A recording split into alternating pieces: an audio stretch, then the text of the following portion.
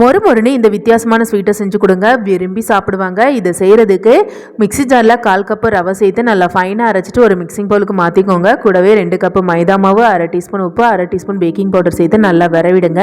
இப்போ 1/4 கப்பு நெய்யை உருக்கிட்டு மாவோட சேர்த்துட்டு நல்லா விரவிடுங்க. விரவினதுக்கு அப்புறமா மாவை பிடிச்சு பாருங்கள், இந்த பக்குவத்துக்கு இருக்கணும். இப்போ இதோட கொஞ்சம் கொஞ்சமாக தண்ணி ஊற்றி மாவை நல்லா சாஃப்டாக விரவிடுங்க. மாவு நல்லா சாஃப்டாக வர்றதுக்காக இது மாதிரி இடிக்கல் வச்சு குத்தி விட்டு நல்லா பிசைஞ்சு எடுங்க.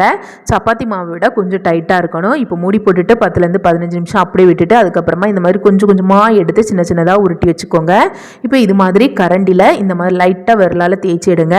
இது போல் கரண்டி இல்லாதவங்க கிரீட்டரில் வச்சு இந்த மாதிரி தேய்ச்சி எடுத்துக்கோங்க. இப்போ நல்ல சூடான எண்ணெயில் மிதமான தீயில வச்சுட்டு ஒன்றொன்னா சேர்த்துட்டு நல்லா மொறுமொறுன்னு வர வரைக்கும் பொரிச்சு எடுங்க. மொறுமொறுன்னு வந்ததுக்கு அப்புறமா எல்லாத்தையுமே வெளியில் எடுத்துட்டு நல்லா ஆற விட்டுடுங்க. இப்படியே கூட சாப்பிடலாம், ஆனால் நம்ம இதை ஸ்வீட்டாக தான் செய்ய போகிறோம். இப்போ 1 கப்பு சர்க்கரை கூட 1/4 கப்பு தண்ணி சேர்த்து நல்லா கரைச்சி எடுத்துட்டு வேறொரு பாத்திரத்துக்கு வடிகட்டி சேர்த்துருங்க.